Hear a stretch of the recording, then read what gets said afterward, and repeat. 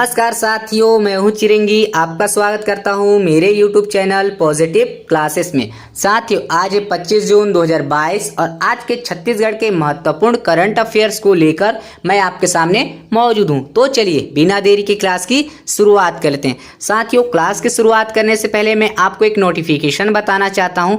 यदि आप हमारे इस वीडियो का PDF पाना चाहते हैं तो हमारे वीडियो के डिस्क्रिप्शन में हमारा टेलीग्राम लिंक होगा, वहाँ से ज्वाइन करके आप हमारे इस वीडियो का PDF प्राप्त कर सकते हैं। तो चलिए बिना देरी के क्लास की शुरुआत करते हैं। क्लास की शुरुआत हम हमेशा की तरह एक मोटिवेशन थॉट के साथ करेंगे और आज का मोटिवेशन थॉट इस प्रकार है।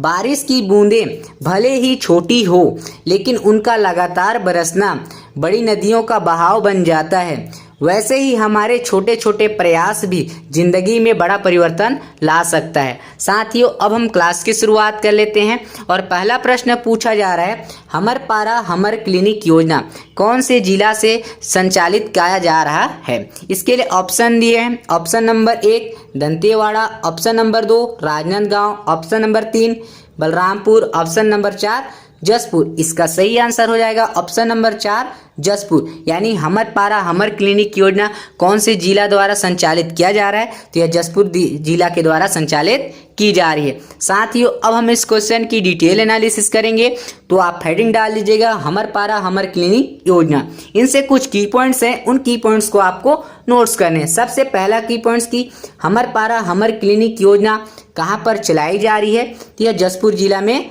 चलाई जा रही है। दूसरा पॉइंट्स कि हमर पारा हमर क्लिनिक योजना का उद्देश्य क्या है, तो जसपुर जिले के स्वास्थ्य सेवाओं को सुदृढ़ीकरण करना और उन्हें सुचारू रूप से संचालित करना है।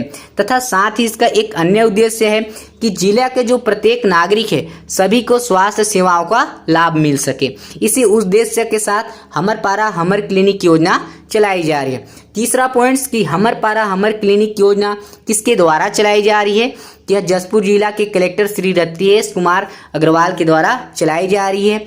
चौथा पॉइंट्स कि इस योजना में क्या होगा, तो हमर पारा हमर क्लिनिक योजना में एक दल है, ठीक है। उस दल के द्वारा सप्ताह में एक दिन तय किया जाएगा और उसी पारा या मोहल्ला में जगह निश्चित करके, है ना, स्वास्थ्य सेवाओं का प्रदान किया जाएगा। यह है हमर पारा हमर क्लिनिक योजना। तो इतना पॉइंट आप याद रखिएगा। साथियों, स्वास्थ्य सेवाओं से संबंधित कुछ महत्वपूर्ण प्रश्न भी हैं, उन महत्वपूर्ण प्रश्नों को भी हल कर लेते हैं। पहला प्रश्न, Chhattisgarh Shri Dhanvantari generic medical store योजना, तो इस योजना को समझते हैं, यह कैसी योजना है। तो यह एक महत्वाकांक्षी योजना है जिसका उद्देश्य क्या है, तो राज्य के जो लोग हैं उन्हें सस्ती दर पर दवाओं को उपलब्ध कराना। दूसरा है मुख्यमंत्री शहरी स्वास्थ्य स्लम योजना। क्या है, तो यह योजना एक ऐसी योजना है जिसमें मोहल्लों में कैंप लगाकर लोगों की निःशुल्क रूप से इलाज और दवाइयाँ उपलब्ध कराई जाती है। साथियों, अगला प्रश्न देखते हैं क्या पूछा जा रहा है, सियान जतन क्लिनिक योजना। इस योजना को समझते हैं, यह कैसी योजना है, तो आप समझते हैं सियान यानी होता है बुजुर्ग और जतन यानी होता है क्या, सेवा। तो छत्तीसगढ़ के ऐसे नागरिक जिनकी आयु 60 वर्ष है या 60 वर्ष से अधिक हो गई है, उन बुजुर्गों की निःशुल्क सेवा करना कौन सी योजना में किया जा रहा है, तो सियान जतन क्लिनिक योजना के तहत किया जा रहा है। अगला है दाई दीदी क्लिनिक योजना। यह योजना कैसी योजना है, तो इस योजना में जो छत्तीसगढ़ की महिलाएं हैं उन्हें निःशुल्क रूप से इलाज किया जा रहा है। अगला 5वां देख लेते हैं, सुरक्षित मातृत्व अभियान। यह योजना कब चलाई गई थी, तो यह योजना माता और शिशु के मृत्यु दर को कम करने के लिए यह अभियान चलाया गया था। अगला देख लेते हैं क्या है, कौशल्या मातृत्व योजना। यह योजना कैसी योजना है, तो इस योजना के तहत यदि आपकी द्वितीय संतान प्राप्त हो जाती है तो उसके लिए सरकार द्वारा 5,000 रुपये की सहायता राशि दी जाती है। 7वां देख लेते हैं, राष्ट्रीय कृमि मुक्ति कार्यक्रम। क्या है, तो कृमि एक प्रकार का रोग होता है जिससे मुक्त होने के लिए, यानी जिसे बचने के लिए 0 से जो 19 वर्ष के बच्चे हैं उन्हें एल्बेंडाजोल की दवा खिलाई गई थी। 8वां देखते हैं, मुख्यमंत्री सुपोषण अभियान। यह कैसी अभियान है, तो कुपोषण एक प्रकार का रोग होता है जिससे मुक्त होने के लिए मुख्यमंत्री सुपोषण अभियान चलाया जा रहा है। साथियों, अब हम अगली न्यूज़ की ओर बढ़ते हैं और उनसे संबंधित पूछा जा रहा है आपसे प्रश्न कि पहली बार असिस्ट सर्जरी का शुभारंभ कौन से हॉस्पिटल में किया गया है? इसके लिए ऑप्शन दिए हैं। Option number 1 Ramkrishna care hospital Raipur, option number 2 AIIMS Raipur, option number 3 Shri Raghunath चिकित्सालय अंबिकापुर, ऑप्शन नंबर 4 इनमें से कोई नहीं। इसका सही आंसर हो जाएगा option number 1 Shri Ram Krishna care hospital Raipur. यानी असिस्ट सर्जरी का शुभारंभ कहाँ पर किया गया है? तो रामकृष्ण केयर हॉस्पिटल रायपुर में किया गया है। साथियों, अब हम इस क्वेश्चन की डिटेल एनालिसिस करेंगे, तो आप हेडिंग डाल लीजिएगा रोबोट असिस्ट सर्जरी। ठीक है, सबसे पहला पॉइंट्स आपको नोट्स करना है कि रोबोट असिस्ट सर्जरी कौन से हॉस्पिटल में प्रारंभ किया गया है? तो यह रामकृष्ण केयर हॉस्पिटल रायपुर में किया गया है। दूसरा पॉइंट्स कि रोबोट असिस्ट सर्जरी में क्या होगा? तो यह एक ऐसी तकनीक है जिसमें डॉक्टर्स यानी कि एक्सपर्ट किसी रोबोट्स के माध्यम से सर्जरी करेंगे, जिससे क्या होगा कि मरीज को कम से कम चीरा लगाना पड़ेगा और घाव भी क्या होगा, कम लगेगा, और शरीर से रक्त का बहाव भी कम होगा, जिससे मरीज को जल्दी से रिकवर आसानी से किया जा सकता है। तीसरा, यह छत्तीसगढ़ की ही नहीं अपितु पूरे मध्य भारत के चिकित्सा विज्ञान के क्षेत्र में सबसे अत्याधुनिक सर्जरी मानी जा रही है। साथियों, अब हम कुछ महत्वपूर्ण प्रश्न भी हैं, उन महत्वपूर्ण प्रश्नों को भी देख लेते हैं। पहला प्रश्न, छत्तीसगढ़ का पहला मिडवे रिसोर्ट कहाँ पर स्थापित किया गया है? तो यह केशकाल कोंडागांव में स्थापित किया गया है। और इस मिडवे रिसोर्ट में क्या होगा?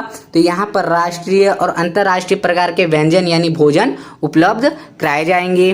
दूसरा, प्रदेश का पहला मैथ्स पार्क कहाँ स्थापित किया गया है? तो प्रदेश का पहला मैथ्स पार्क डोंगरगढ़ राजनांदगांव में किया गया है। और यहाँ पर क्या हुआ? तो बच्चों को मैथ्स पढ़ाया जाएगा। अगला प्रश्न देखते हैं क्या पूछा जा रहा है।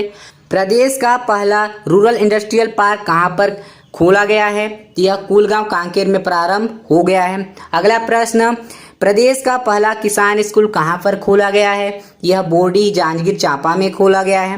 पांचवा, प्रदेश का पहला मॉडल हाट बाजार कहाँ खोला गया है? यह दंतेवाड़ा जिला में खोला गया है। छठवां, प्रदेश का पहला मिलेट्स कैफे कहाँ खोला गया है? यह रायगढ़ जिला में खोला गया है।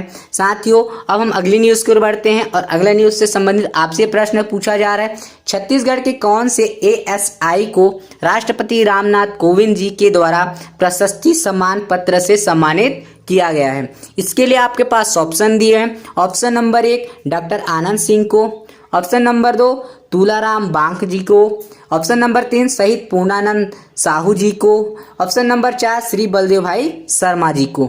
इसका सही आंसर हो जाएगा ऑप्शन नंबर 2 तुलाराम बांक जी को। साथियों, अब हम इस क्वेश्चन की डिटेल एनालिसिस करने वाले हैं, तो आप हेडिंग डाल लीजिएगा प्रशस्ति सम्मान पत्र। सबसे पहला की पॉइंट्स कि प्रशस्ति सम्मान पत्र किसे दिया गया है? तो तुलाराम बांक जी को दिया गया है। दूसरा पॉइंट्स की प्रशस्ति सम्मान पत्र किसके द्वारा दिया जाता है? तो यह राष्ट्रपति रामनाथ कोविंद जी के द्वारा दिया गया।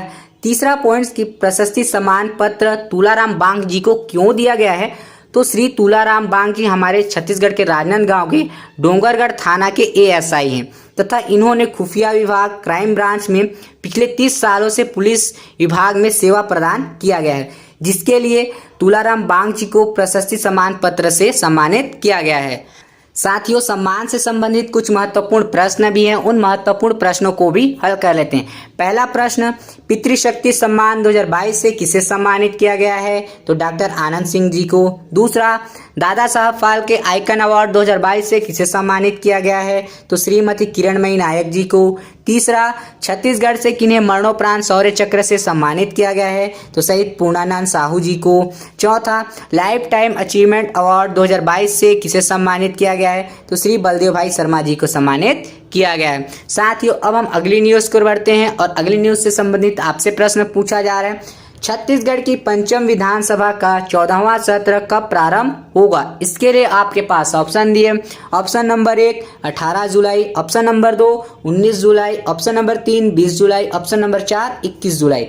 इसका सही आंसर हो जाएगा ऑप्शन नंबर 3 20 जुलाई। यानी छत्तीसगढ़ की पंचम विधानसभा का 14वां सत्र कब प्रारंभ होगा? तो यह 20 जुलाई को प्रारंभ होगा। साथियों, अब हम इस क्वेश्चन की डिटेल एनालिसिस करेंगे, तो आप हेडिंग डाल लीजिएगा छत्तीसगढ़ की पंचम विधानसभा का 14वां सत्र। इनसे कुछ की पॉइंट्स है, उन की पॉइंट्स को आपको नोट्स करने हैं। पहला की पॉइंट्स की छत्तीसगढ़ की पंचम विधानसभा का 14वां सत्र कब प्रारंभ होगा? तो यह 20 जुलाई 2022 को प्रारंभ होगा। दूसरा पॉइंट कि यह 14वां सत्र कब तक चलेगा? तो यह 27 जुलाई 2022 तक चलेगा। तीसरा पॉइंट कि इस सत्र में क्या होगा? तो इस सत्र में 2022-23 के लिए अनुपूरक बजट लाया जाएगा, जिसके लिए टोटल 6 बैठकें की जाएंगी। तो इतना पॉइंट्स आप छत्तीसगढ़ की पंचम विधानसभा का 14वां सत्र से याद रखिएगा। साथियों, अब कुछ महत्वपूर्ण प्रश्न भी हैं, उन महत्वपूर्ण प्रश्नों को भी हल कर लेते हैं। पहला प्रश्न, छत्तीसगढ़ से किन्हें राज्यसभा सीटें प्राप्त हुई है? तो 2 लोगों को प्राप्त की हुई हैं। पहला कौन है? राजू शुक्ला, दूसरा श्रीमती रंजन जी को। दूसरा क्वेश्चन, छत्तीसगढ़ में कुल कितने विधानसभा सीट हैं? तो टोटल 90 विधानसभा सीट हैं। साथियों, ये रहा आज का सेक्शन। आपको कैसा लगा कमेंट सेक्शन में कमेंट करके जरूर बताइएगा। मिलते हैं अगली वीडियो में।